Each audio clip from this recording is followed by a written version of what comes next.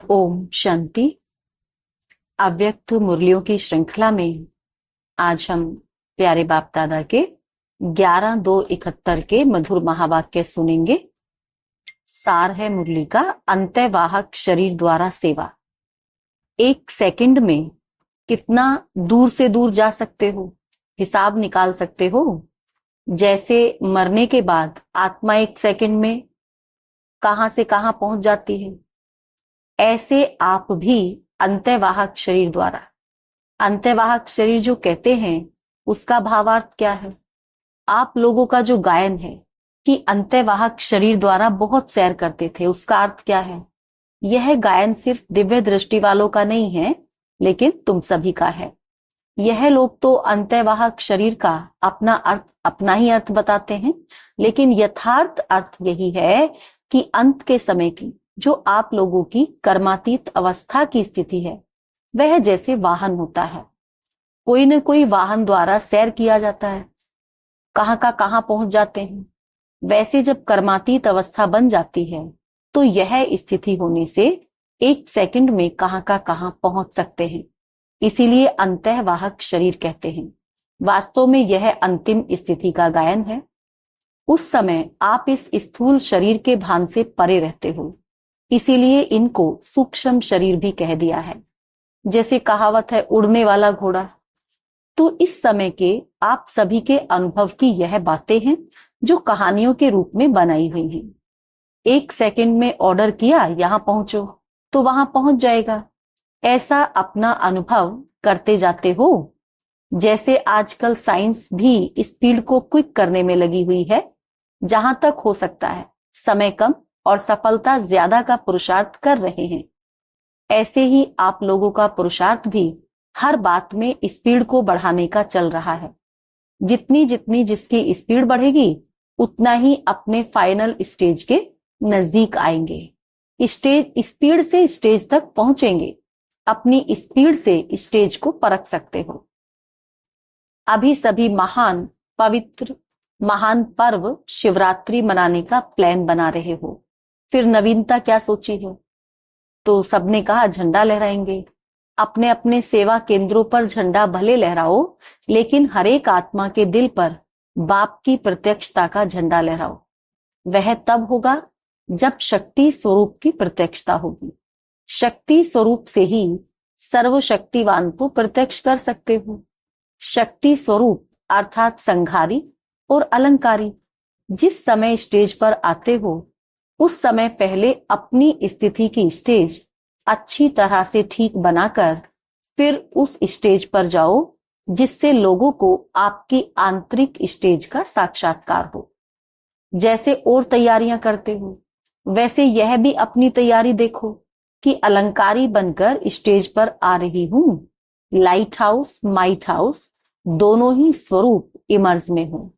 जब दोनों स्वरूप होंगे, तब ठीक रीति से गाइड बन सकेंगे। आपके बाप शब्द में इतना स्नेह और शक्ति भरी हुई हो, जो यह शब्द ज्ञान अंजन का काम करे, अनाथ को सनाथ बना दे। इस एक शब्द में इतनी शक्ति भरो।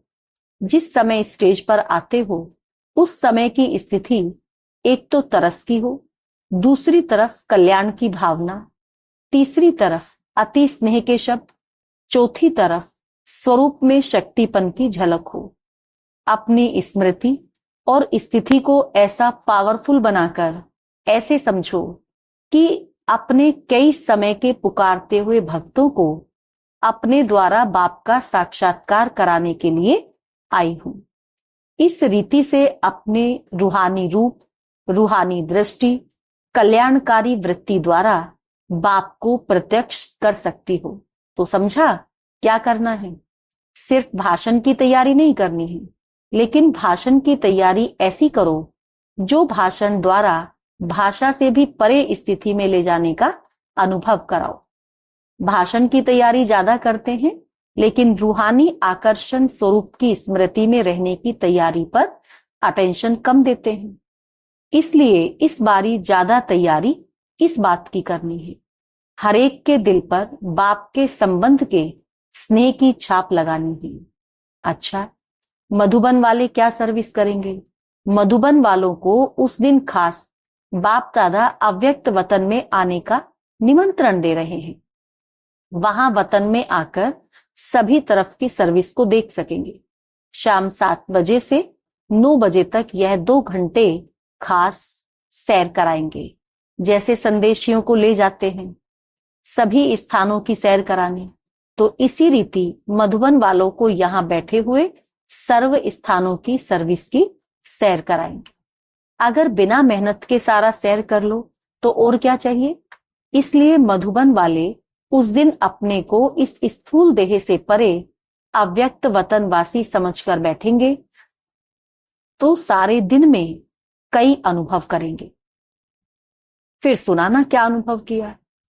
उस दिन अपना थोड़ा भी पुरुषार्थ करेंगे तो सहज ही अनोखे अनोखे अनुभव करने के वरदान को पा सकेंगे। समझा।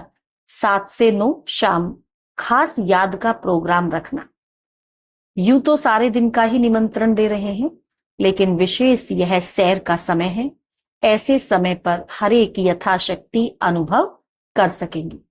मधुबन वाले विशेष स्नेही हैं, इसीलिए विशेष निमंत्रण है। सिर्फ बुद्धि द्वारा अपने इस देह के भान से अलग होकर बैठना, फिर ड्रामा में जो अनुभव होने हैं वह होते रहेंगे। संदेशियों के लिए तो साक्षात्कार कॉमन बात है, लेकिन बुद्धि द्वारा भी ऐसे अनुभव कर सकते हो। इतना स्पष्ट होगा जैसे इन आंखों से देखा हुआ अनुभव है। अच्छा, टीचर्स के साथ मुलाकात।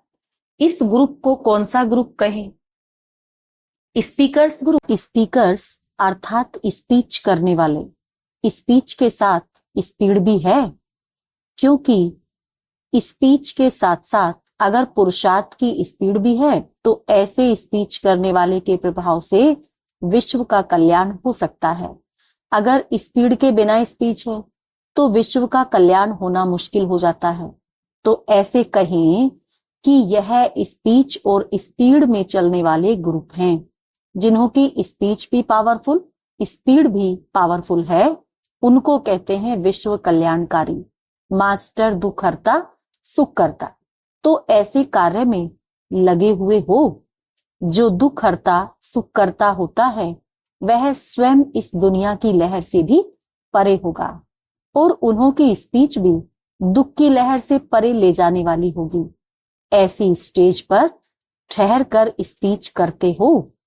स्पीच तो स्टेज पर ठहर कर की जाती है, तो आप किस स्टेज पर ठहर कर स्पीच करते हो। जो बाहर की बनी हुई स्टेज होती है उस पर। स्पीकर को जिस समय कोई स्थूल स्टेज पर जाना होता है तो पहले अपनी स्थिति की स्टेज तैयार है व नहीं, यह चेक करता है। ऐसे स्टेज पर ठहर कर स्पीच करने वाले को कहते हैं श्रेष्ठ स्पीकर। जैसे स्थूल स्टेज को तैयार करने के लिए भी कितना समय और परिश्रम करते हैं, ऐसे ही अपनी स्थिति की स्टेज सदैव तैयार रहे उसके लिए भी इतना ही पुरुषार्थ करते हो। ऐसी पावरफुल स्टेज पर ठहर स्पीच करने वाले का यहां आबू में यादगार है। कौन सा। दिलवाला। दिलवाला तो याद की यात्रा का यादगार है। गौमुख नहीं देखा है। गौमुख किसका यादगार है। यह मुख का यादगार है। जैसे बाप का यादगार है गौमुख, क्योंकि मुख द्वारा ही सारा स्पष्ट करते हैं, इसीलिए मुख का यादगार है। स्पीकर का भी काम मुख से है, लेकिन ऐसे जो श्रेष्ठ स्टेज पर ठहर कर स्पीच करते हैं सदैव एवर रेडी स्टेज हो। ऐसे नहीं कि समय पर तैयारी करनी पड़े। एवर रेडी स्टेज होने से जो प्रभाव होता है वह बहुत अच्छा पड़ता है।